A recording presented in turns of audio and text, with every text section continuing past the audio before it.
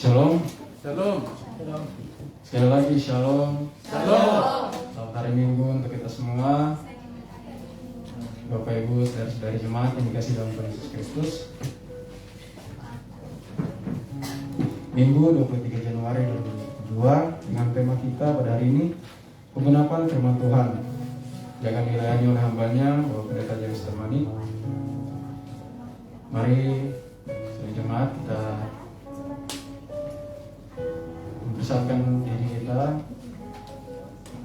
Mari kita tenang di hadapan Tuhan. Kita mau beribadah. Ya, kita mengambil sikap tenang.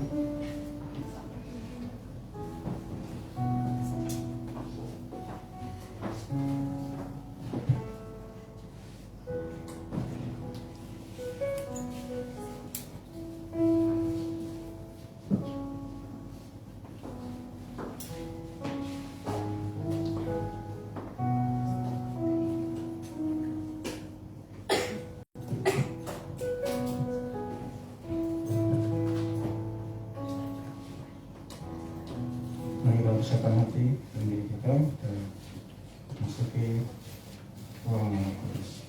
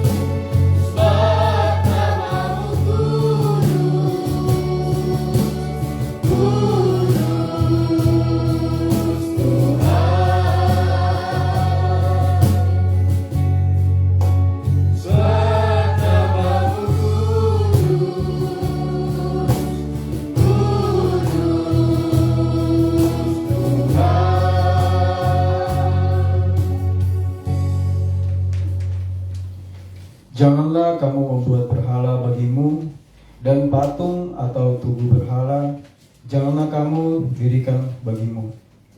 Juga batu berukir, janganlah kamu tempatkan di negerimu untuk sujud menyembah kepadanya. Sebab akulah Tuhan Allahmu. Kamu harus memelihara hari-hari Sabatku dan menghormati tempat kudusku. Akulah Tuhan. Pertolongan kepada kita adalah di dalam nama Tuhan Allah yang menciptakan langit dan bumi, alam semesta dan segala isinya. Turunlah kiranya atas kita sekalian anugerah dari Allah Bapa, Anak dan Roh Kudus. Amin.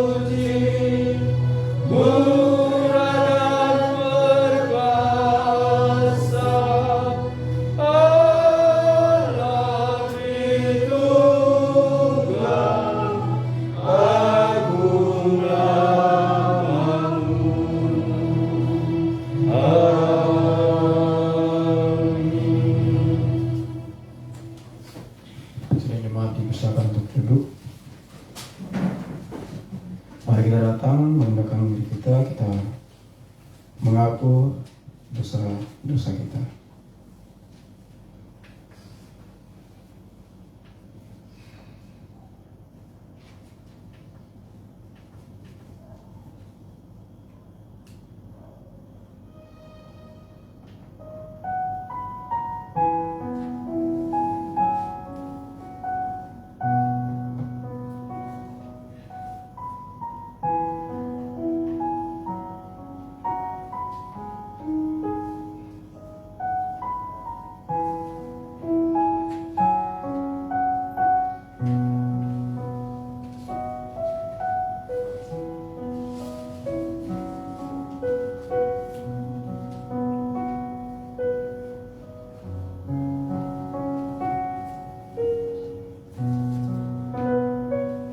Kita bersama.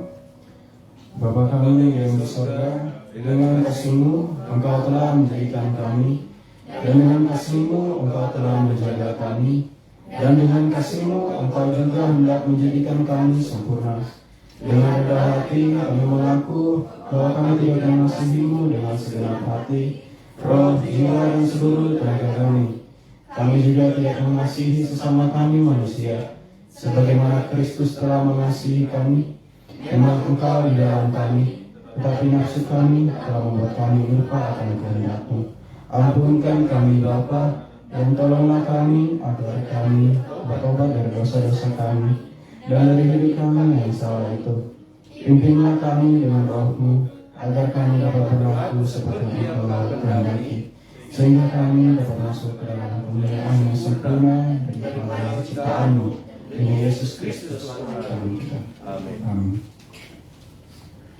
Marilah, baiklah kita berperkara.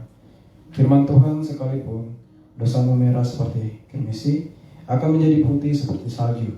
Sekalipun berwarna merah seperti kain kesumba, akan menjadi putih seperti bulu domba.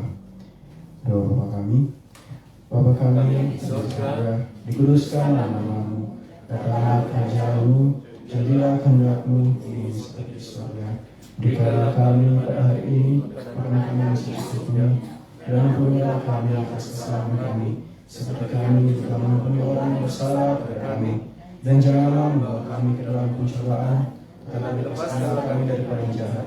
Karena Engkau yang punya kerajaan dan kuasa dan kemuliaan sampai selama-lamanya. Amin. Dengan penuh sukacita kita akan tujuan kita, Dia lahir untuk kita.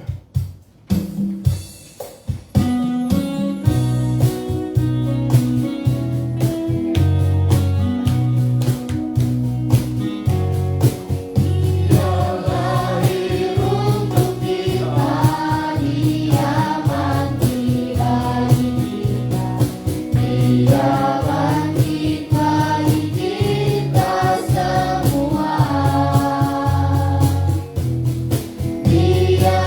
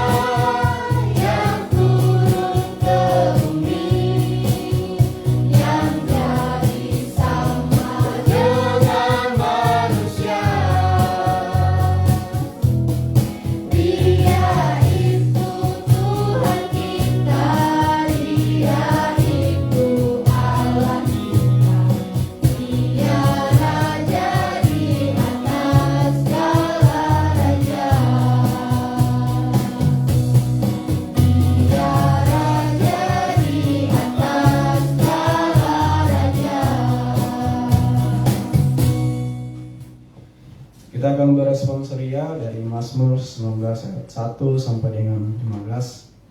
Ayat yang ganjil dibacakan oleh saya, Bapak Ibu Saudara-saudari, membaca ayat yang benar. Kita mulai. Untuk pemimpin biduan, Mazmur Daud. Langit menceritakan kemuliaan Allah, dan cakap Allah memberitakan pekerjaan tangannya. Hari meneruskan berita itu kepada hari, dan malam menyampaikan pengetahuan itu kepada malam. Tidak ada berita dan tidak ada kata, suara mereka tidak terdengar. Tetapi gema mereka terpancar ke seluruh dunia, dan perkataan mereka sampai ke ujung bumi. Ia memasang kemah di langit untuk matahari. Yang keluar bagaikan pengantin laki-laki yang keluar dari kamarnya. Dia bagaikan pahlawan yang hendak melakukan jalannya. Dari ujung langit ia terbit, dan ia beredar sampai ke ujung yang lain. Tidak ada yang terlindung dari panas sinarnya.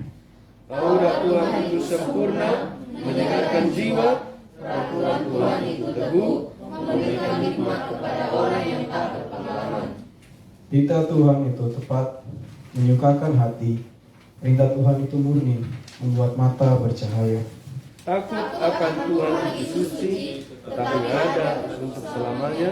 Hukum-hukum Tuhan itu benar, adil semuanya. Lebih indah daripada emas, bahkan daripada banyak emas tua, dan lebih manis daripada madu, bahkan daripada madu tetesan dari sarang lebah.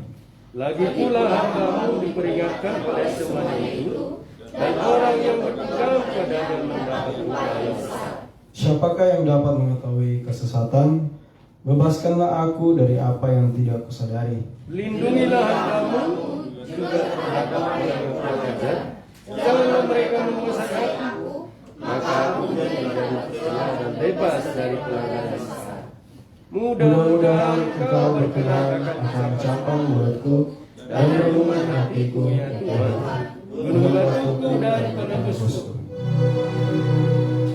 Mulia bagi Bapa, bagi Anak serta Roh Kudus, dari permulaan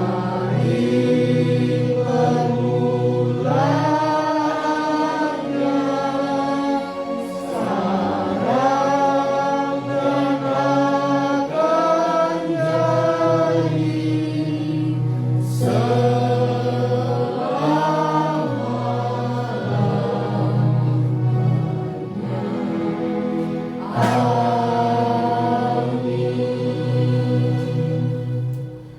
Bersama dengan umat percaya, gereja di sepanjang abad dan tempat, kita mengaku pengakuan iman kita seturut dengan pengakuan iman Rasul. Kita mulai. Aku percaya kepada Allah, Bapa yang Maha Kuasa, Khalik langit dan bumi, dan kepada Yesus Kristus anaknya yang tunggal Tuhan kita, yang dikandung daripada Roh Kudus, lahir dari anak darah Maria, yang menderita sengsara di bawah pemerintahan Pontius Pilatus, disalibkan, mati dan dikuburkan, turun ke dalam kerajaan maut, pada hari yang ketiga bangkit pula dari antara orang mati, naik ke surga, duduk di sebelah kanan Allah, Bapa yang Maha Kuasa, dan akan datang dari sana untuk menghakimi orang yang hidup dan yang mati. Aku percaya kepada Roh Kudus, gereja yang kudus dan am, persekutuan Roh Kudus, pengampunan dosa, kebangkitan daging dan hidup yang kekal. Amin. Mari bersama duduk. Pembacaan Epistel kepada pelayan dipersilakan.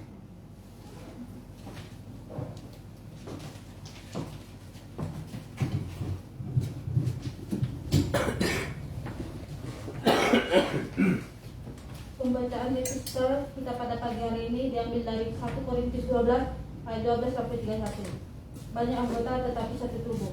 Karena sama seperti tubuh itu satu dan anggota-anggotanya banyak, dan segala anggota itu sekalipun banyak merupakan satu tubuh. Demikian pula Kristus. Sebab dalam satu roh kita semua, baik orang Yahudi maupun orang Yunani, baik budak maupun orang merdeka, telah dibaptis menjadi satu tubuh, dan kita semua diberi minum dari satu roh. Karena tubuh juga tidak terdiri dari satu anggota, tetapi banyak anggota. Andai kata kaki berkata, karena aku bukan tangan, aku tidak termasuk tubuh. Jadi benarkah itu tidak termasuk tubuh? Dan andai kata telinga berkata, karena aku bukan mata, aku tidak termasuk tubuh. Jadi benarkah itu tidak termasuk tubuh? Andai kata tubuh seluruhnya adalah mata, di manakah pendengaran? Andai kata seluruhnya adalah telinga, di manakah penciuman?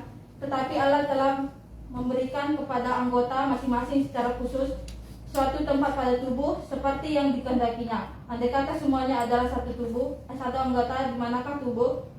Memang ada banyak anggota, tetapi hanya satu tubuh. Jadi mata tidak dapat berkata kepada tangan, aku tidak membutuhkan engkau. Dan kepada tidak ada berkata kepada kaki, aku tidak membutuhkan engkau. Malahan justru anggota-anggota tubuh yang menampakkan paling lemah yang paling dibutuhkan. Dan kepada anggota-anggota tubuh yang menurut pemandangan kita kurang terhormat, kita berikan penghormatan khusus. Dan terhadap anggota-anggota kita yang tidak elok, kita berikan perhatian khusus. Hal itu tidak dibutuhkan oleh anggota-anggota kita yang elok. Allah telah menyusun tubuh kita begitu rupa, sehingga kepada anggota-anggota yang tidak mulia diberikan penghormatan khusus, supaya jangan terjadi perpecahan dalam tubuh, tetapi supaya anggota-anggota yang berbeda itu saling memperhatikan. Karena itu jika satu anggota menderita, semua anggota turut menderita. Jika satu anggota dihormati, semua anggota turut berduka cita. Kamu semua adalah tubuh Kristus dan kamu masing-masing adalah anggotanya. Dan Allah telah menetapkan beberapa orang dalam jemaat. Pertama berbagai rasul, kedua sebagai nabi, ketiga sebagai pengajar, selanjutnya mereka sebagai pengajar. Selanjutnya mereka yang mendapat karunia untuk mengadakan mujizat, untuk menyembuhkan, untuk melayani, untuk memimpin, untuk berkata-kata dalam sebuah bahasa roh. Adakah mereka semua rasul atau nabi atau pengajar? Adakah mereka semua mendapat karunia untuk mengadakan mujizat, atau untuk menyembuhkan, atau untuk berkata-kata dalam bahasa roh, atau untuk menafsirkan bahasa roh? Jadi bersalah untuk memperoleh karunia-karunia yang paling utama. Dan aku menunjukkan kepadamu jalan yang lebih utama lagi. Berbahagialah setiap orang yang mendengarkan firman Tuhan serta melakukannya dalam kehidupan sehari-hari. Amin. Warta jemaat, pimpinan jemaat, pengurus dan jemaat Immanuel Banjarmasin mengucapkan selamat beribadah kepada kita semua dan selamat datang kepada Bapak, Ibu, Saudara-saudari yang baru pertama kali hadir beribadah di GMI Immanuel Banjarmasin. Bagi yang membutuhkan pelayanan berupa konseling, doa, pelepasan dari ikatan roh-roh jahat dan kuasa-kuasa kegelapan, serta membutuhkan bimbingan pranikah dan pernikahan, baptisan dan sidi, serta pemakaman, dapat menghubungi pimpinan jemaat dengan nomor HP gereja yang telah tertera di warta. Adapun berita sepekan adalah sebagai berikut. 1. Panitia kebaktian. Kantung persembahan diedarkan 2 kantung, 1 untuk kas gereja dan 1 lagi adalah untuk kas pemeliharaan harta benda gereja. 2. Komisi keanggotaan dan evangelisasi. Disiplin GMI, tugas dan tanggung jawab anggota jemaat adalah sebagai berikut.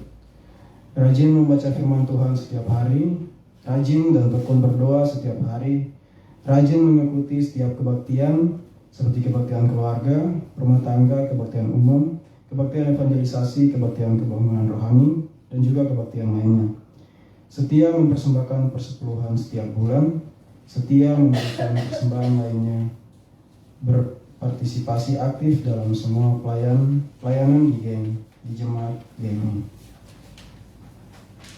Kelas meeting P3MI dilaksanakan setiap Kamis pukul 19 WITA atau jam 7 malam di gereja, menghimbau kehadiran semua P3MI untuk dapat berkelas meeting. Ulang tahun jemaat pada bulan Januari 2022.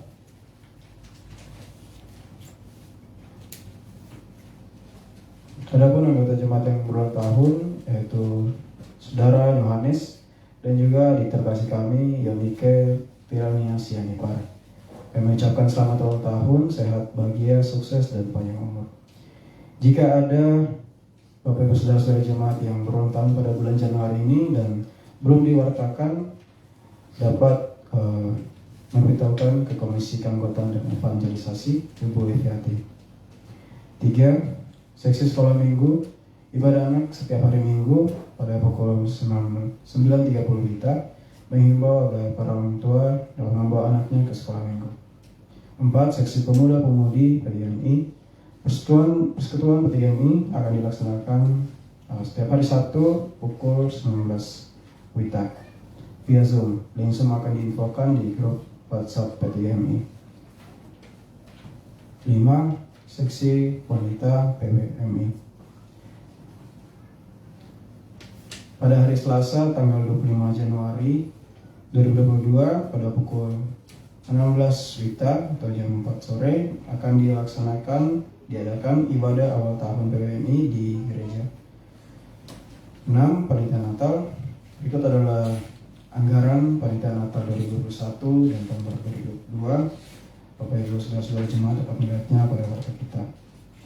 Untuk pokok dua syafaat dan bacaan kitab harian telah tertera, menghimbau agar kita semua dapat mengingat waktu-waktu doa kita.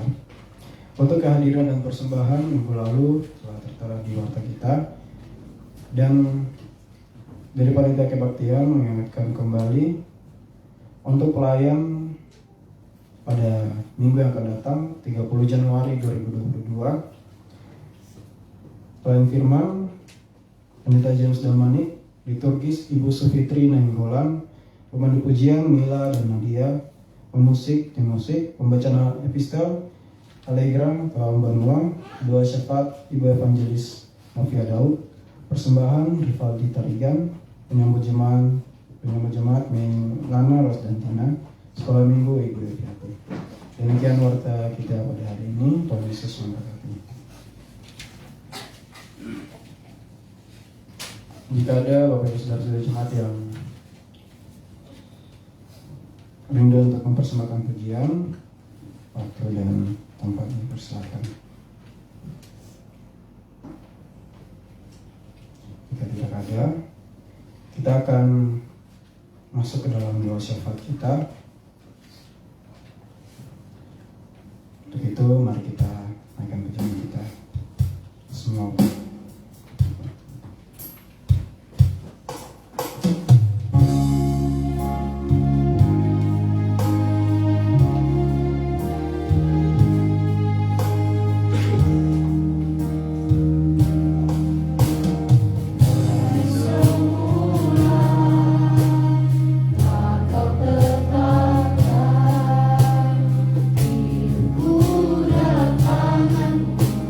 Dalam perjalanan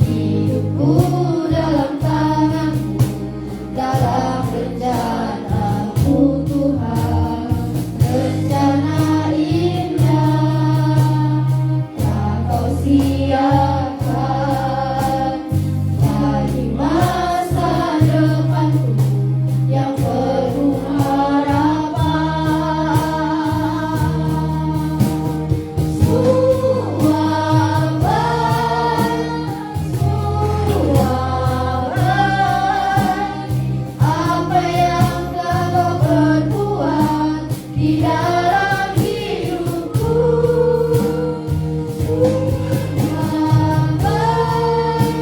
Sungguh teramat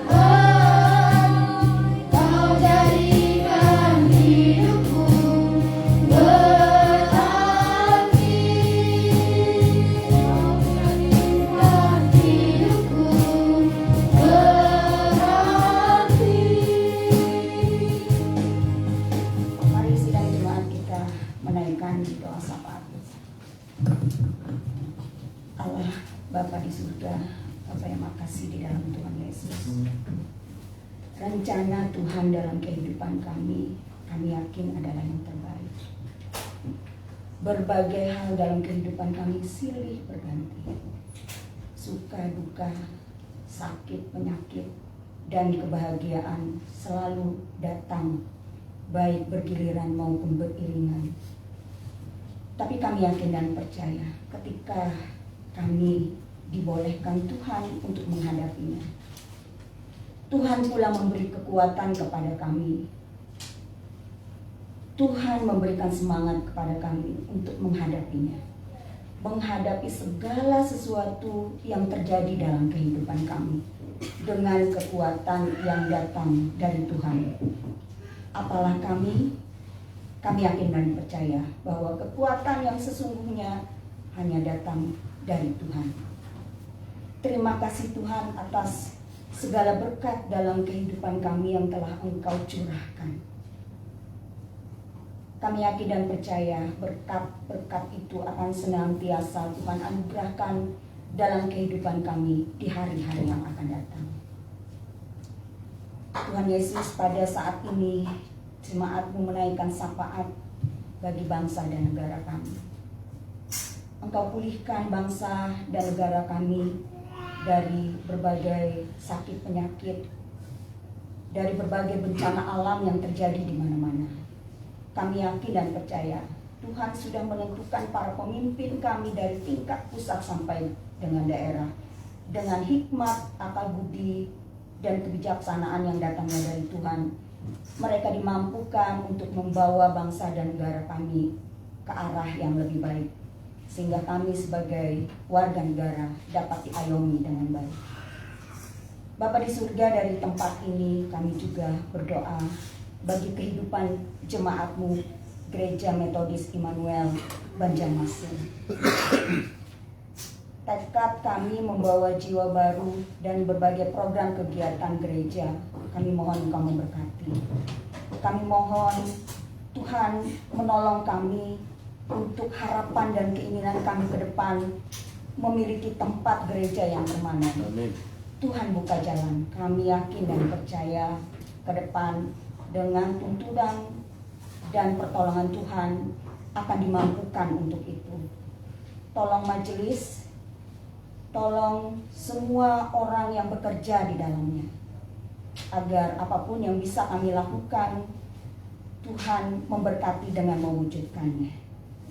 Allah Bapa di surga, kami juga berdoa bagi kehidupan jemaat-Mu, usaha pekerjaan, bisnis, serta anak-anak kami yang sedang bersekolah baik dari TK, masa pertumbuhan, SD, SMP, SMA hingga perguruan tinggi. Tuhan menolong pada setiap jenjangnya. Tuhan menolong pada setiap prosesnya, sehingga anak kami ini bertumbuh, berkembang menjadi anak-anak yang diberkati oleh Tuhan. Anak-anak yang menjadi lilin bagi kegelapan. Anak-anak yang menjadi harapan gereja, yang menjadi harapan kami keluarga. Tuhan memberkati langkah mereka, masa depan mereka terbuka. Tuhan memberkati segala upaya dan pekerjaan orang tua, agar apapun di kemudian hari, cita-cita dan harapan mereka Tuhan wujudkan. Tuhan Yesus, kami juga berdoa bagi para pemuda kami P3MI yang sedang studi pada saat ini, yang merupakan adalah tiang gereja kami. Kami yakin dan percaya pada setiap apapun yang mereka lakukan, Tuhan menuntun mereka tidak jauh dari jalan Tuhan. Apapun yang mereka lakukan, permasalahan apapun yang mereka alami, Tuhan menolong mereka. Tuhan membuka jalan mereka agar studi mereka bisa berjalan dengan lancar. Allah Bapa di surga, pada saat ini pula kami teringat pada saudara-saudara kami yang sedang sakit maupun dalam pemulihan kesehatan. Keluarga Pendeta James Damani, keluarga Pendeta Erwin Daud, Bapak Suwanto, Bapak Didi Wijaya, Adik Nelson, dan saudara-saudara kami pada saat ini yang dalam keadaan sakit. Tuhan, jamah bagian tubuh-tubuh kami yang sakit. Kami yakin dan percaya melalui pengobatan, obat-obat yang diminum maupun perawatan dokter dan orang-orang di sekitar kami. Kami yakin akan dipulihkan dengan pertolongan Tuhan. Kami serahkan kesehatan kami, kepulihan tubuh dan jiwa kami ke dalam tangan Tuhan. Hari-hari ke depan kami diberikan kesehatan yang sempurna yang datangnya dari Tuhan. Allah Bapa di surga, kami serahkan kehidupan kami pada saat ini di dalam tangan-Mu. Tuntun kami untuk hari-hari ke depan di tahun yang baru 2022 ini. Banyak harapan dan keinginan yang akan kami lakukan ke depan. Kami yakin dan percaya dengan tuntunan Tuhan. Tuhan menolong kami untuk mewujudkan cita-cita dan harapan kami. Terima kasih Tuhan atas persekutuan yang indah ini. Kami juga mendoakan kepada para pelayan Tuhan, Pendeta James Damanik dan keluarga, Pendeta Erwin Daud, Evangelis Jakas Nanipa dan keluarga. Tuhan tolong berkati mereka semua, agar di dalam semua pekerjaan Tuhan memberkati, Tuhan menyertai, sehingga pelayanan di tempat ini bisa membawa jiwa-jiwa baru yang merindukan kehadiran Tuhan. Tuhan Yesus, inilah doa dan harapan kami. Kami menyatukan doa ini dengan doa-doa pribadi yang telah disampaikan oleh warga jemaat-Mu. Kami yakin dan percaya Tuhan akan memberikan yang terbaik lebih daripada kami katakan. Di dalam nama Yesus Kristus kami berdoa dan bersyukur. Amin. Amin.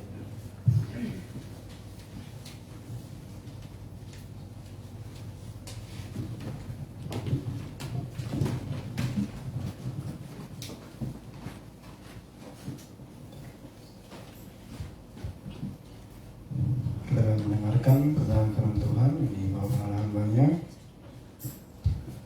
Mari kita persiapkan hati kita dan naikkan pujian kita, janji-Mu seperti kerja.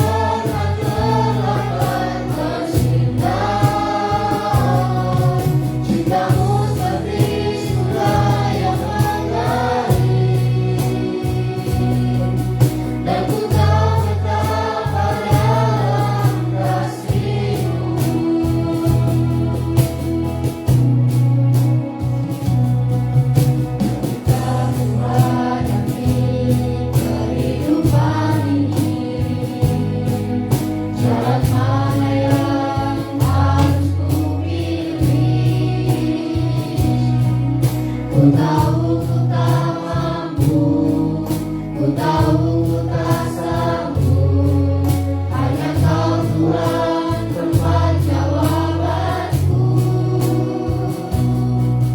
Aku pun tahu ku tak pernah sendiri,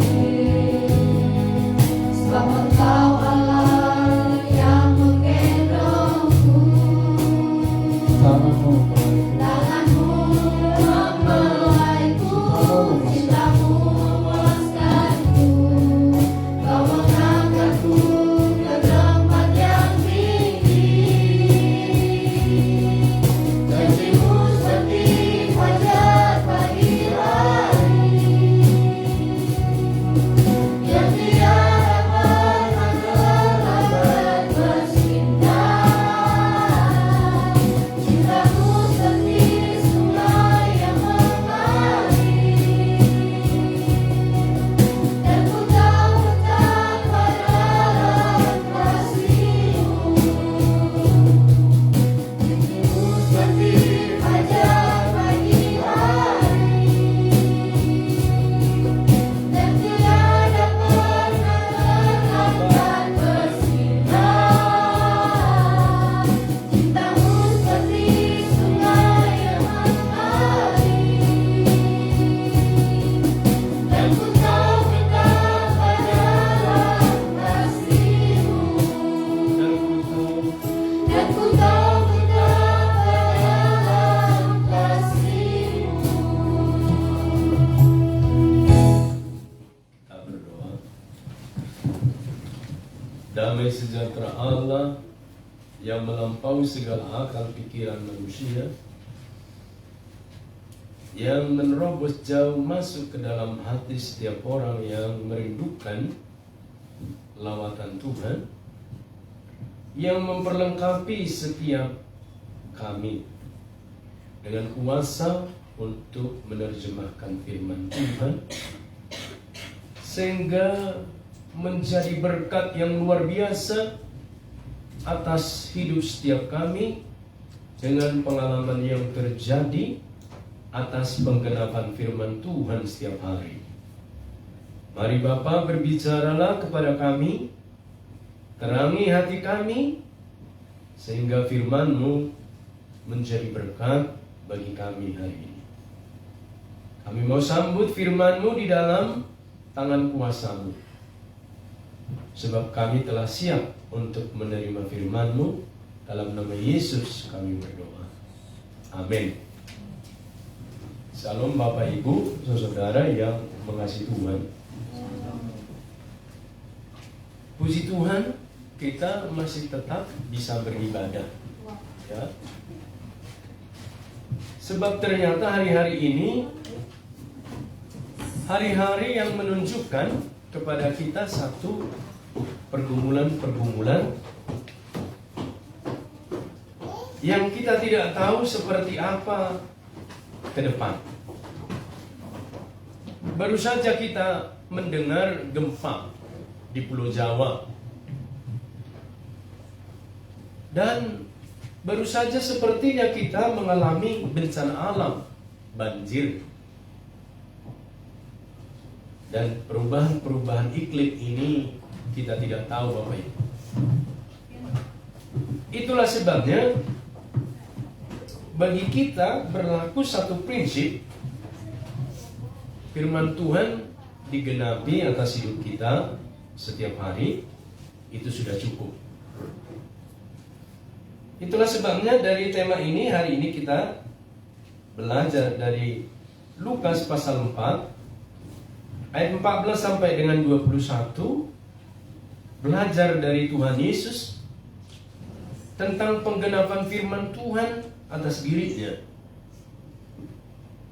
Saya akan membaca untuk kita sekalian. Ayat 14 sampai dengan 21. Dalam kuasa Roh kembalilah Yesus ke Galilea, dan tersiarlah kabar tentang Dia di seluruh daerah itu. Sementara itu, Ia mengajar di rumah-rumah ibadat, di situ dan semua orang memuji Dia. Ia datang ke Nazaret, tempat ia dibesarkan. Dan menurut kebiasaannya, pada hari Sabat ia masuk ke rumah ibadat, lalu berdiri hendak membaca dari Alkitab. Kepadanya diberikan kitab Nabi Yesaya, dan setelah dibukanya, ia menemukan nas di mana ada tertulis, Roh Tuhan ada padaku, oleh sebab Ia telah mengurapi aku untuk menyampaikan kabar baik kepada orang-orang miskin, dan Ia telah mengutus aku untuk memberitakan pembebasan kepada orang-orang tawanan dan penglihatan bagi orang-orang buta, untuk membebaskan orang-orang yang tertindas, untuk memberitakan tahun rahmat Tuhan telah datang. Kemudian ia menutup kitab itu, memberikannya kembali kepada pejabat, lalu duduk, dan mata semua orang dalam rumah ibadat itu tertuju kepadanya. Lalu ia memulai mengajar mereka, katanya, pada hari ini genaplah nas ini sewaktu kamu mendengarnya. Pada hari ini genaplah nas ini sewaktu kamu mendengarnya. Agar lebih kita paham, saya baca ayat 22. Dan semua orang itu membenarkan dia, dan mereka heran akan kata-kata yang indah yang diucapkannya. Lalu kata mereka, bukankah ia ini anak Yusuf? Dan seterusnya. Bapak Ibu, pada ayat yang terakhir, mereka mengusir Yesus dari rumah ibadat itu dengan tema penggenapan firman Tuhan. Dari ayat ini Bapak Ibu kita dapat menangkap pesan sederhana, bahwa ternyata ketika firman Tuhan digenapi, tidak semua orang bersukacita ataupun bergembira dan turut berbahagia bersama Yesus. Tetapi mereka sebaliknya malah mempertanyakan, kok bisa ya seperti itu? Dan ini realita sampai dengan hari ini. Jadi orang yang terus-menerus hidup dan menggenapi firman dalam hidupnya, seperti Tuhan Yesus, juga mengalami hal yang sama. Sering mendapat intimidasi, bahkan cemoohan, dan di balik itu semua ada kuasa yang bekerja dengan kuat, yaitu si jahat atau iblis. Maka sekali orang menjadi iri, dengki, dan seterusnya Bapak Ibu.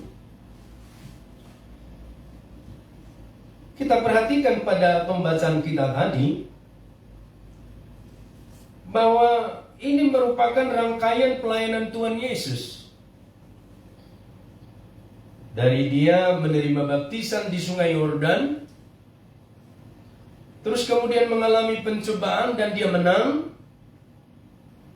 Kemudian Tuhan Yesus kembali ke kampung halamannya, Galilea atau Nazaret, tempat dia dibesarkan, disebutkan di sana. Tetapi yang menarik, dia ditolak di sana. Berarti kalau kita perhatikan dengan baik-baik, justru ketika firman Tuhan itu digenapi, banyak penolakan yang terjadi juga. Jadi jangan berpikir Bapak Ibu, kalau kita semakin rohani, atau semakin banyak digenapi firman dalam hidup kita, semakin kita tidak ada pencobaan, justru sebaliknya, semakin banyak pencobaan. Tetapi tentu tetap benar, ya. Ayat ke-16 memberikan keterangan bahwa Tuhan Yesus mempunyai kebiasaan yang baik di sana. Setiap hari Sabat datang ke rumah ibadah dan melayani berkhotbah. Gak ada yang salah. Itu kebiasaan Yesus dari kecil. Datang ke rumah ibadah, berkhotbah di sana, gak ada masalah. Dari sekian banyak ayat yang dikhotbahkan Tuhan Yesus dari Perjanjian Lama, tidak ada keterangan komplain dari penduduk Nazaret atau umat yang beribadah sebelumnya. Tidak ada keterangan Alkitab. Kecuali pada saat Tuhan Yesus membacakan ayat dari Yesaya 61 ayat 1 dan 2 tadi. Di nats kita disebut ayat 18 dan 19. Ini dikutip oleh Lukas dari pembacaan Tuhan Yesus di Yesaya 61 ayat 1 dan 2.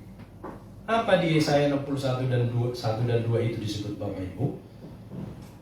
Persis sama dikutip, enggak ada perbedaan. Roh Tuhan Allah ada padaku, oleh karena Tuhan telah mengurapi aku.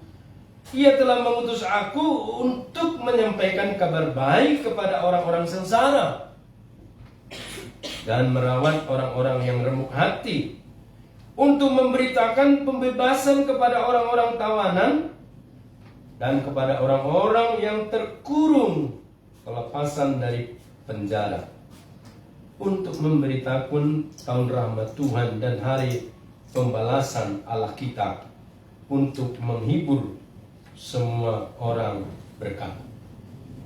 Itulah yang tertera di dalam Yesaya 61 Bapak Ibu, ayat 1 dan 2. Dan ketika dibacakan oleh Tuhan Yesus nats ini, baru terjadi reaksi. Reaksi penduduk Nazaret atau umat yang beribadah itu bersama dengan Tuhan Yesus, sehingga terjadi penolakan karena Tuhan Yesus menyatakan nubuat ayat itu digenapi atas dirinya. Ya, ayat 21 tadi jelas ya. Lalu ia memulai mengajar mereka. Katanya, pada hari ini genaplah nats ini sewaktu kamu mendengarnya. Pada hari ini genaplah nats ini sewaktu kamu mendengarnya. Lalu terjadilah penolakan. Bukankah ia ini anak Yusuf dan saudara-saudaranya ada bersama dengan kita? Kalau bahasa sederhananya Bapak Ibu, bukankah Yesus ini adalah anak tukang kayu? Sehingga mereka menolak dia dan menolak firman Tuhan itu. Cukup tragis ya. Firman Tuhan ditolak di rumah ibadah. Ya. Kalau firman Tuhan ditolak di pasar, di tempat pertandingan sepak bola, wajar. Di tengah kerumunan orang banyak yang tidak percaya Tuhan Yesus, wajar. Tapi di rumah ibadat itu menolak firman Tuhan. Saya pun terheran-heran Bapak Ibu. Tetapi justru itulah penggenapannya. Disebutkan dalam firman Tuhan yang lain, mereka bertelinga tetapi tidak mendengar. Jadi ternyata Bapak Ibu, telinga tidak patokan orang bisa mendengar. Ya.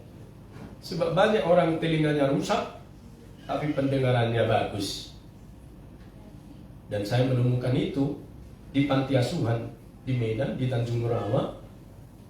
Orang yang tuli, apa namanya, tunarungu, ya, tapi bisa memuji Tuhan.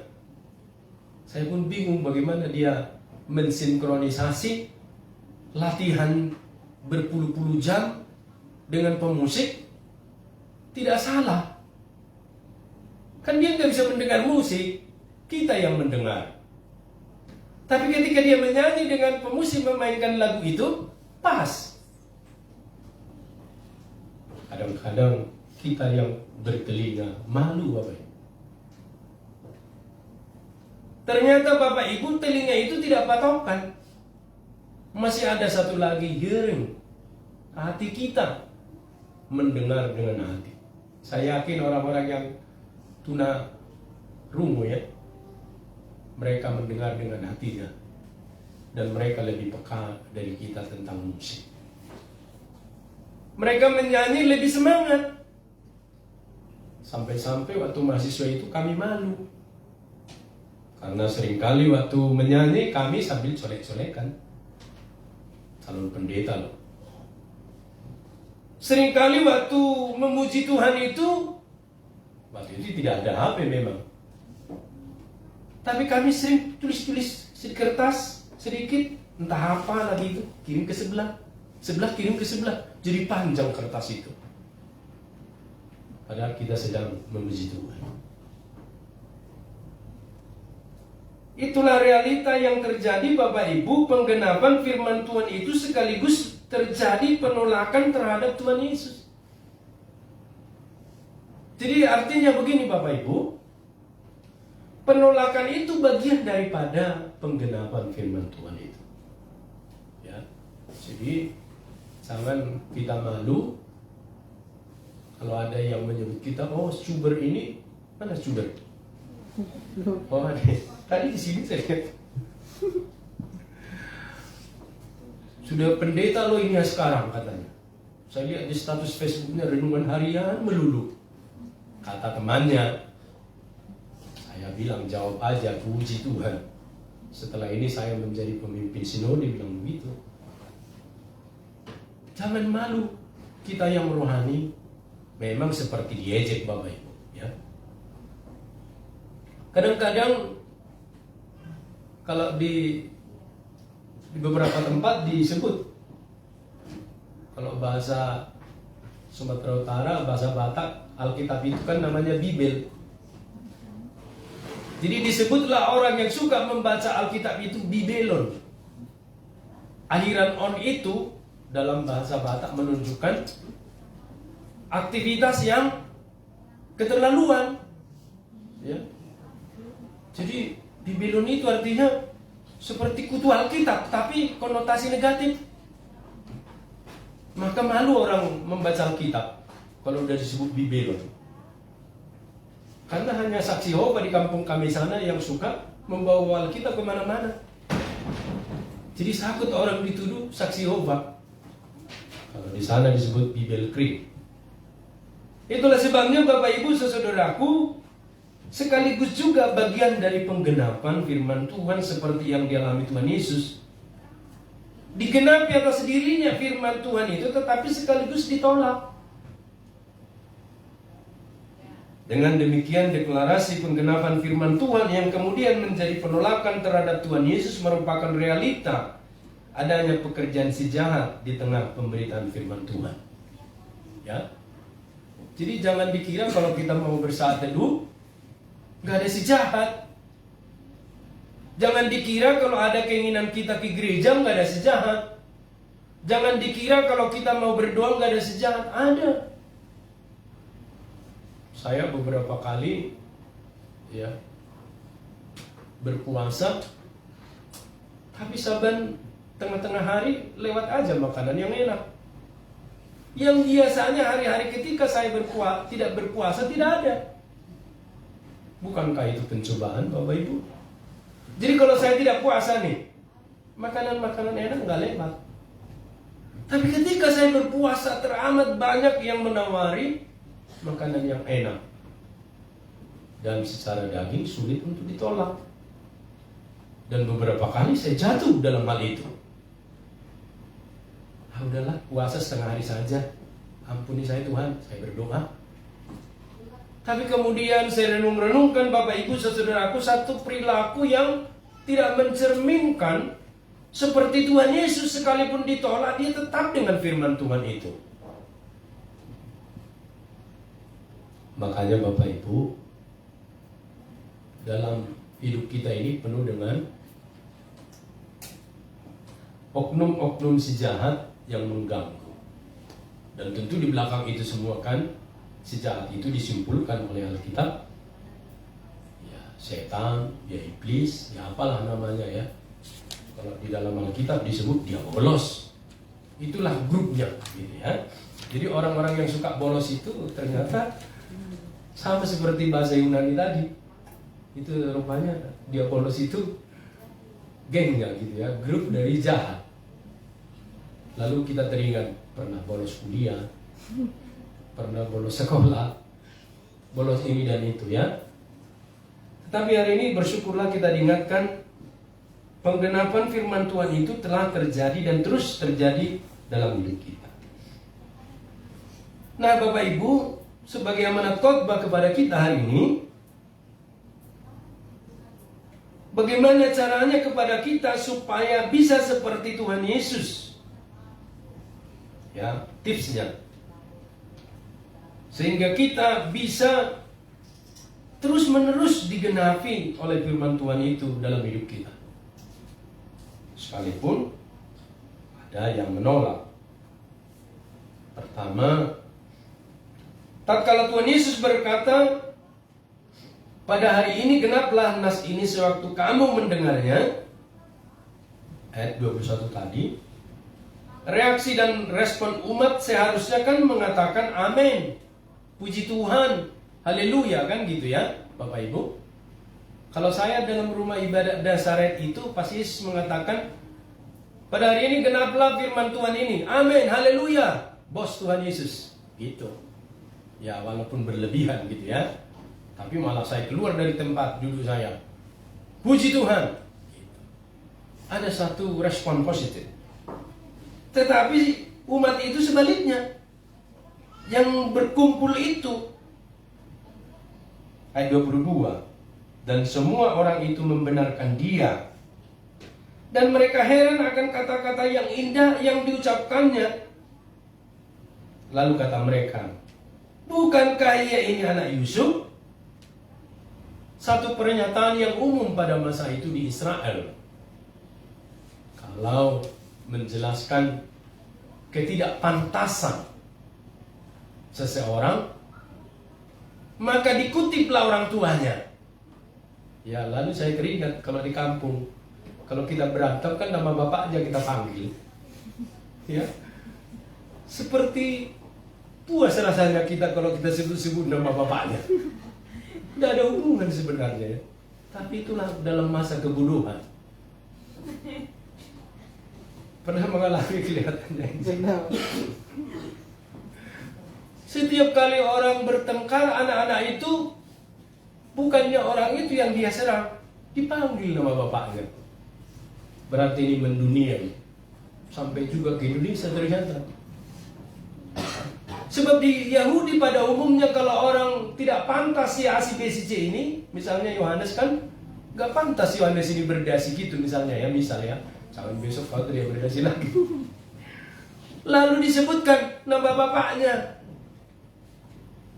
menunjukkan satu keadaan yang tidak mungkin gitu. Tetapi itulah yang terjadi dengan Tuhan Yesus. Kira-kira Bapak Ibu dari pembahasan kita tadi, Tuhan Yesus melawan enggak? Kan ada sebagian terus berdiri. Apa kau? Kau pikir kau siapa?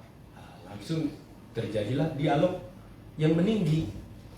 Dan itulah yang disebut dengan pertengkaran. Artinya Tuhan Yesus menjauhi pertengkaran Bapak Ibu. Jadi berarti penggenapan firman Tuhan yang disebutkan dia tadi relevan dengan praktek hidupnya. Santai saja dia. Dibawa keluar, ikut aja dia. Mau dilempar ke jurang, ikut aja dia. Tapi kemudian dia pergi. Berarti Yesus ini aliran damai Bapak Ibu. Berarti dari yang pertama ini kita belajar kalau penggenapan firman Tuhan itu terjadi, kita harus beraliran damai. Seperti Tuhan Yesus. Boleh panas hati kita, tapi kita usahakan tetap untuk damai. Umat tidak dapat menerima penggenapan itu kepada Yesus anak Yusuf sebab mereka mengenal Yesus hanya sebagai anak tukang kayu, carpenter. Masa tukang kayu dia bilang menggenapi dalam dirinya? Tapi sebelumnya kata-kata yang indah dalam uraian khotbah itu mereka terima. Lah apa persoalannya Bapak Ibu? Ternyata persoalannya penggenapan itu tadi. Dan sampai hari ini iblis mengganggu kita, jangan sampai firman Tuhan digenapi dalam diri kita ya Bapak Ibu. Sama seperti kepada Yesus. Penggenapan firman Tuhan tetap bagi umat adalah keterpisahan mereka dengan Tuhan. Jadi bagi orang yang beribadah itu pada masa itu, mereka terpisah dari Tuhan Yesus. Bagi Yesus digenapi, bagi umat terpisah. Padahal sama-sama di rumah ibadah. Itulah sebabnya Bapak Ibu mengajarkan kita hari ini, ketika kita datang beribadah, yang perlu dipersiapkan adalah hati kita. Hati yang menyembah Tuhan, hati yang merindukan firman meresap masuk dalam hidup kita, dan segala positif lainnya. Dan yang kedua, penggenapan firman Tuhan terjadi ketika dengan lemah lembut firman Tuhan itu diaminkan. Jadi kadang-kadang kita nggak perlu berkata amin, amin Pak Pendeta sampai keluar dari kami itu kan. Saya bilang amin. Ya boleh saja responnya begitu Bapak Ibu, tapi lemah lembut juga diberkati Tuhan. Amin, amin dalam hati kita.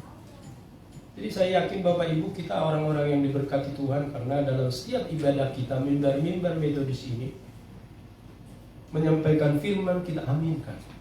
Saya termasuk orang yang diberkati. Kalau Pak Pendeta Erwin khotbah, saya berkati, saya diam-diam kata. Bahkan kalau ada yang ditegur di sana, saya nggak bilang yang di samping saya itu khotbah itu pasti kasih ke dia. Nggak begitu. Pasti saya bilang, saya lah orangnya, Tuhan, ampuni saya. Memang nggak saya bilang berdiri saya lah orangnya, nggak saya bilang begitu. Tapi dalam hati saya sudah datang mengaku waktu kalau Ibu Evangelis Novia Daud menyampaikan firman dan yang lain-lain melalui mimbar kita ini, saya selalu aminkan Bapak Ibu. Itulah sebabnya kalau hari Minggu itu saya rasanya enak sekali seperti suasana surga, ya. Jadi kalau hari Minggu seperti ibadah ini, lagu saya kan cuma satu, janganlah cepat berlalu. Tapi karena waktu juga kan akan selesai juga. Setelah selesai kita kebersamaan, sepi lagi gereja ini, tinggal lagi kami bertiga, dan seterusnya Bapak Ibu. Artinya penggenapan firman Tuhan itu bisa juga terjadi dengan lemah lembut kita aminkan. Untuk itu perlu pengenalan Tuhan Yesus secara utuh, ya. Kan karena kita kenal Tuhan Yesus secara utuh. Yesus pernah nggak mencambuk, menjungkir balikan meja-meja penukar uang di Bait Allah? Pernah. Masa waktu menjungkir balikan dan meja-meja penukar itu Yesus berkata, saya jungkir balikan ya, permisi, saya cambuk ya. Gak mungkin Tuhan Yesus berkata begitu. Karakter orang Yahudi ketika berekspresi marah itu seperti orang Korea Utara, ya. Memang marah, ya. Waktu itu kan belum ada video, jadi nggak bisa direkam kelakuan Tuhan Yesus itu. Tetapi satu ekspresi yang menunjukkan bahwa Yesus tidak setuju terjadi hal-hal seperti itu, mengotori bait suci. Tetapi kepada perempuan yang kedapatan berzina, kira-kira Tuhan Yesus berkata seperti apa? Lain kali jangan berbuat dosa lagi ya, gitu kira-kira Bapak Ibu. Saya rasa enggak. Pasti dia berkata, lain kali jangan berbuat dosa lagi ya. Kan beda kan? Artinya kita harus mengenal Tuhan Yesus ini secara menyeluruh, utuh gitu ya. Yesus membuat mujizat, amin, amin. Yesus juga membiarkan kita untuk melewati salib itu, ya. Jadi kalau ada penderitaan salib, ya kita harus lewati. Seperti Yesus melewati salib itu. Sebab pengajaran Tuhan Yesus itu tidak saja hanya kemakmuran, tidak hanya mukjizat, tetapi juga menyeluruh semua yang ada, Bapak Ibu. Itulah sebabnya kita aminkan dengan lemah lembut, amin. Karena kita telah mengenal Dia dengan sempurna.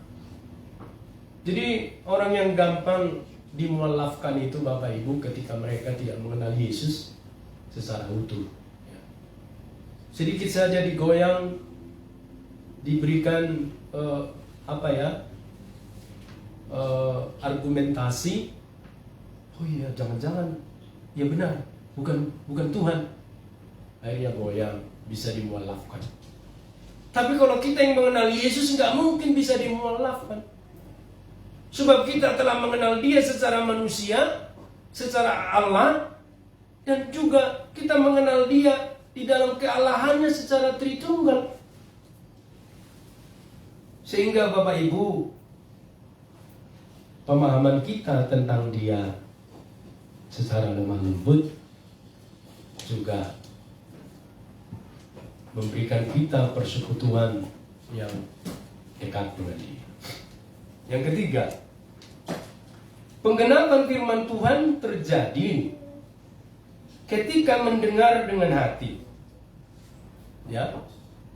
Kan Tuhan tadi berkata, pada hari ini genaplah nas ini sewaktu kamu mendengarnya. Kira-kira yang dimaksud Tuhan kepada orang-orang itu mendengar dengan apa, Bapak Ibu?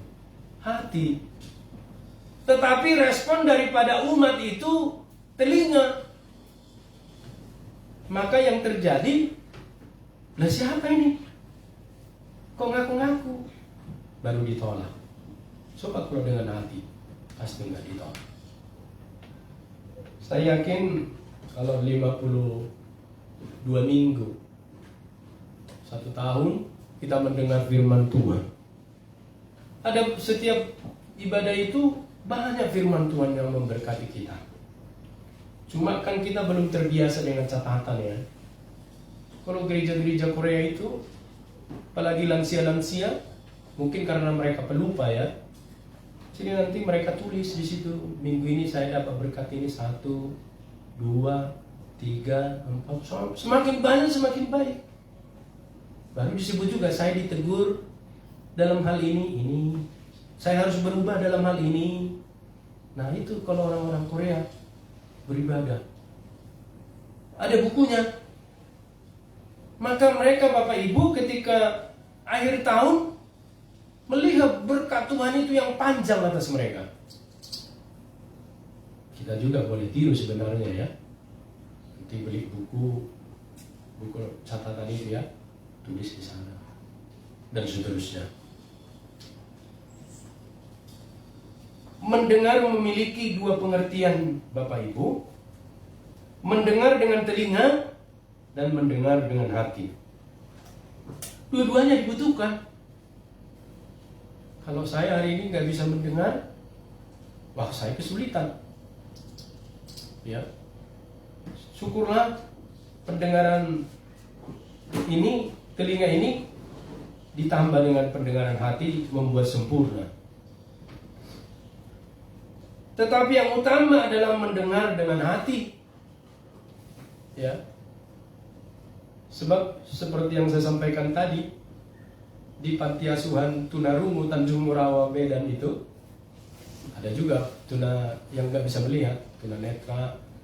Jadi pernah juga datang ke Batam waktu kami melayani Batam. Dia enak aja bicara. Berarti mereka melihat bibir kita. Bapak Ibu terlatih sekali. Nah waktu persembahan pujian, dia nyanyi. Saya lupa ya lagu mereka itu. Nah bagaimana lah cara mereka ini latihan, itu yang membuat saya bingung. Dia tahu masuk kunci ini. Dan dia tahu masuk setelah referen. Kadang-kadang kan malu kita ya, kita masuk di referen pun enggak. Kadang kita duluan dari pemandu. Tapi bukan waktu mereka berdua. Ini bagus sekali. Itu di gereja lain Bapak Ibu. Seringkali seperti itu. Itulah sebabnya Bapak Ibu mendengar yang utama itu adalah dengan hati. Ya. Bagaimana cara mendengar dengan hati? Saya kasih contoh ya. Saya dengan istri, Bu Pendeta, kalau misalnya setelah menikah 1 tahun pertama belum terjadi pengertian itu dengan hati. Tahun kedua mulai terlatih. Tahun ketiga, keempat semakin terlatih. Jadi kalau ada tamu, saya nggak perlu lagi ngomong sama istri. Siapkan minum. Enggak. Hanya saya kedip aja sedikit. Nah, dia udah tahu minum. Saya kedip aja sekali lagi. Dia udah tahu ini. Nah, itu salah satu buah dari mendengar dengan hati. Jadi cuma kedipan sudah dapat jawaban. Ya. Coba kita kedip-kedip di luar sana. Nanti dipikir orang ini ada miring atau apa ini? Ya lumayan miring. Kalau kita ditimpuk Bapak Ibu, lu nggak tahu kalau saya sudah bini orang. Padahal kita kan hanya mengetes saja begitu. Dan seterusnya mendengar dengan hati. Ya. Jadi waktu saya kedip, istri saya mendengar dengan hatinya. Nah, gitu loh. Nah, jadi bersyukurlah kalau kita hari ini sudah bisa mendengar dengan hati. Amin. Ya, jadi Tuhan Yesus sudah memampukan kita hari ini ya melakukan satu pendengaran dengan hati. Jadi kalau si A berbicara, kita udah mengerti. Si jemaat ini kita berkumpul, kita udah mengerti. Dan seterusnya. Dan aplikasi dari firman Tuhan ini kepada kita, kepada semua orang percaya juga dinyatakan penggenapan firman Tuhan. Bukan hanya Tuhan Yesus, tapi kepada kita juga.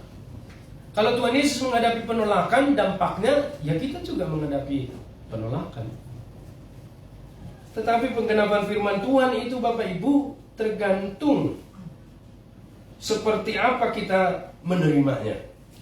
Seperti perumpamaan yang disampaikan oleh Tuhan Yesus pada waktu menabur. Dikatakan dalam Matius 13 ayat 4-9.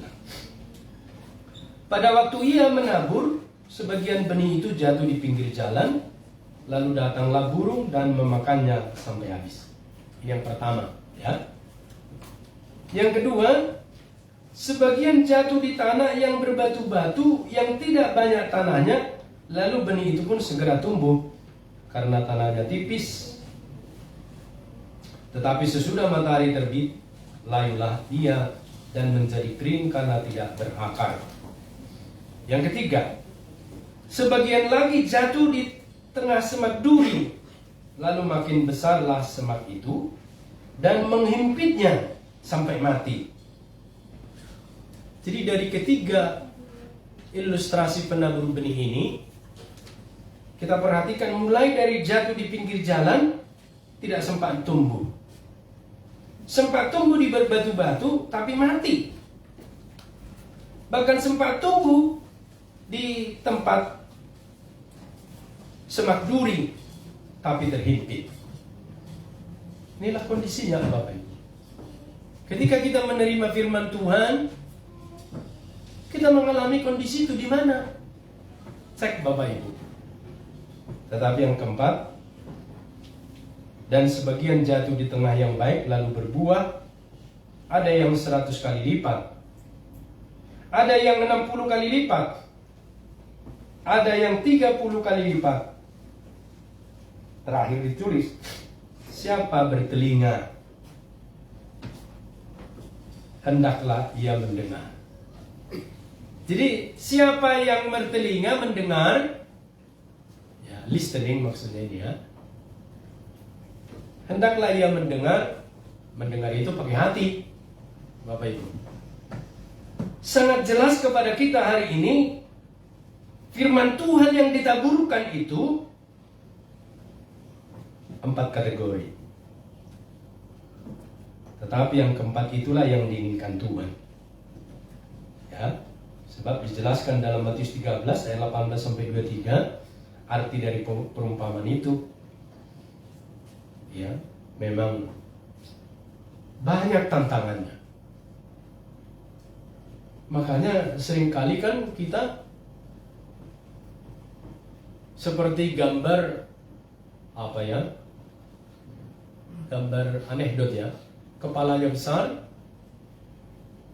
hatinya kecil, kakinya lebih kecil. Maka menopang kepalanya terkadang sampai terseok-seok. Ya, seperti itu. Idealnya kan kepala kita dan badan kita, hati kita kan, dan kaki kita seimbang. Hidup itu harus seimbang, Bapak Ibu. Jadi firman Tuhan yang kita dengar itu diterima. Tapi saya sangat terkesan bagian yang ketiga ya. Sebagian lagi jatuh di tengah semak duri, lalu makin besarlah semak itu dan menghimpit benih tadi, firman itu. Dan firman itu mati, benih itu mati. Ya kan? Dia sudah sempat terima, sudah sempat bertumbuh. Nah, disebutkan di sana apa semak duri itu? Ya, permasalahan hidup, penganiayaan, penindasan, kesulitan. Pada waktu itu kan tidak disebut kesulitan uang. Tapi saya yakin kesulitan-kesulitan itulah yang membuat firman itu terhimpit dan mati. Oleh karena itu mengajarkan kita hari ini Bapak Ibu sebagai penutup supaya berbahagia. Lukas 11 ayat 28. Tetapi ia berkata, yang berbahagia ialah mereka yang mendengarkan firman Allah dan yang memeliharanya. Kan setiap khotbah kan selalu dibaca itu ya. Berbahagialah setiap orang yang membaca, merenungkan, tetapi juga memeliharanya. Amin. Gereja-gereja tertentu dinyanyikan Haleluya, Haleluya. Ya, dinyanyikan gereja-gereja tertentu supaya meresap, maksudnya itu Bapak Ibu. Karena acap kali keluar dari ibadah itu kan ditanya, apa tadi nas khotbah kita? Tanya. Malah balik bertanya. Jangankan nas khotbahnya, kadang-kadang ilustrasinya pun nggak diingat. Ya syukur-syukur kalau diingat ilustrasinya ya. Pada bagian penutup ini Bapak Ibu dengan tema penggenapan firman Tuhan, yang berbahagia ialah setiap kita yang mendengarkan firman Allah dan yang memeliharanya. Amin. Tuhan berkati, kita berdoa. Kita minta dengan hormat Bapak Pendeta Erwin berdoa untuk firman Tuhan.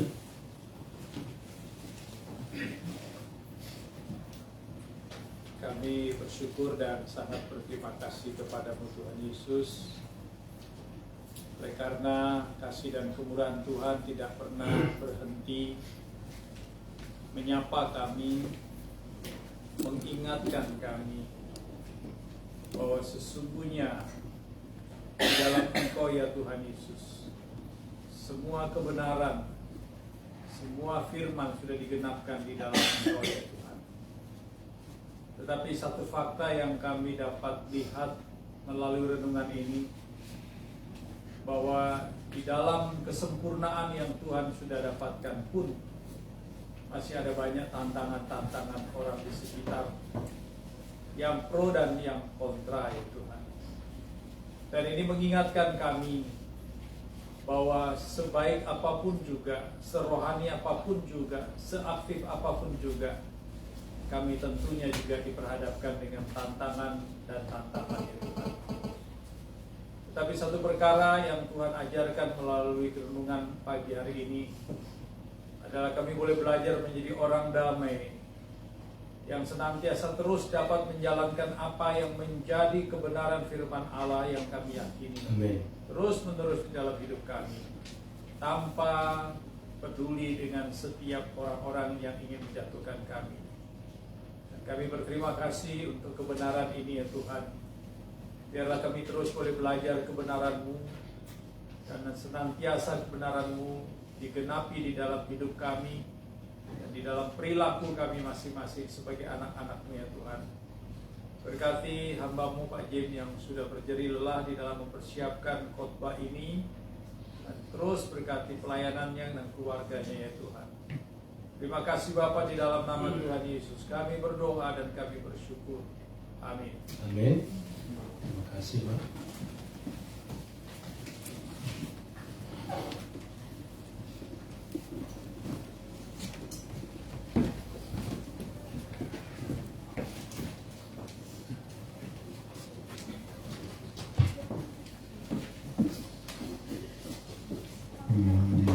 Sebab Dialah Allah kita, dan kitalah umat gembalanya, dan kawanan domba tuntunan tangannya.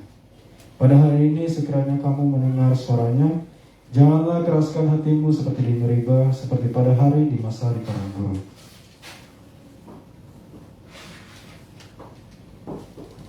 Berilah kepada Tuhan kemuliaan namanya, bawalah persembahan dan masuklah menghadap Dia. Sujudlah menyembah kepada Tuhan dengan berhiasan kekudusan. Kita akan mengumpulkan persembahan kepada pelayan.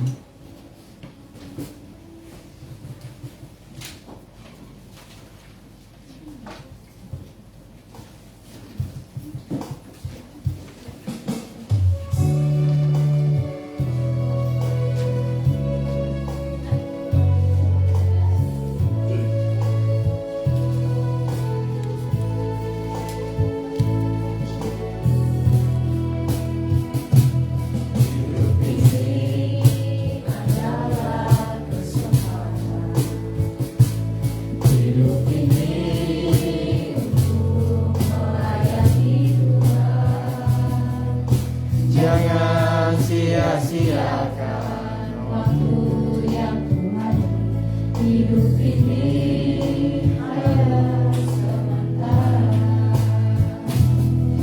Oh Tuhan, pakailah hidupku selagi aku masih kuat. Bila saatnya nanti ku tak berdaya lagi, hidup ini sudah jadi berkah.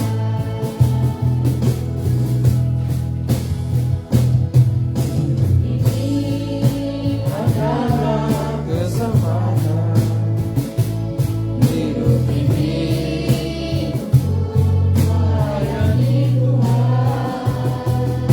Jangan sia-siakan Waktu yang Tuhan beri, hidup ini hanya sementara.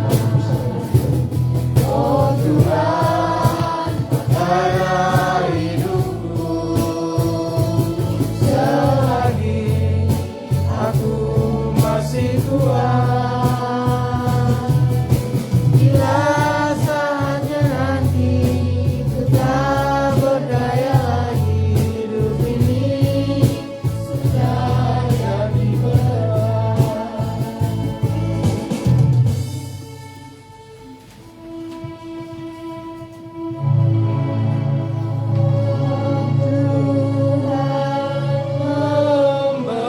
memberkati persembahan kami agar dapat digunakan untuk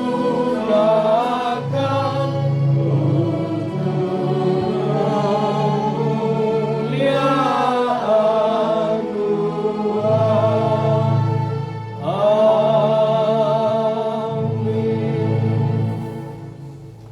Bapa di surga, kami mengumpulkan persembahan yang terbaik. Dan kami menyerahkan menjadi kemuliaan bagi-Mu Engkau tambahkan hikmat dalam pengelolaannya, sehingga semuanya cukup, bahkan menjadi berkat bagi banyak orang sesuai dengan tugas dan fungsi gereja.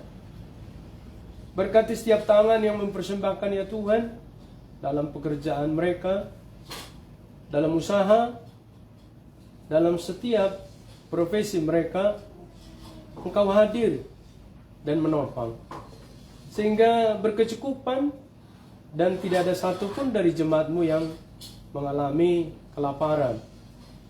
Engkau memberkati setiap rumah tangga dengan kesehatan dan penyertaan yang kuat. Engkau menolong ya Tuhan. Kami menyerahkan persembahan kami ini karena kami mengasihi Engkau. Dalam nama Yesus kami menyerahkan persembahan kami ini. Amin.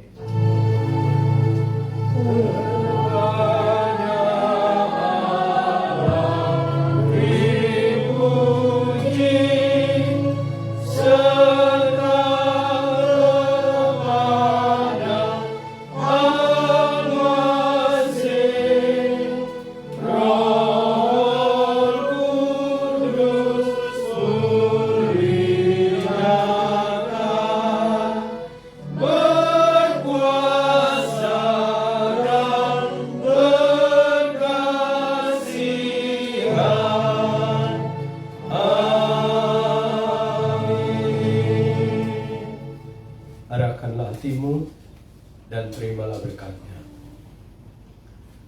Tuhan memberkati engkau dan melindungi engkau.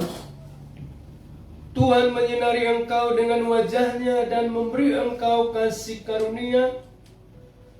Tuhan menghadapkan wajahnya kepadamu dan memberi engkau damai sejahtera. Dari sekarang, besok, bahkan sampai selama-lamanya, sampai Yesus datang kedua kalinya. Amin. Amin.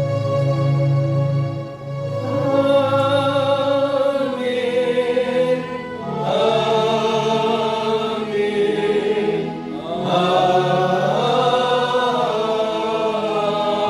Amin. Silakan dulu sambil pribadi, Tuhan memberkati.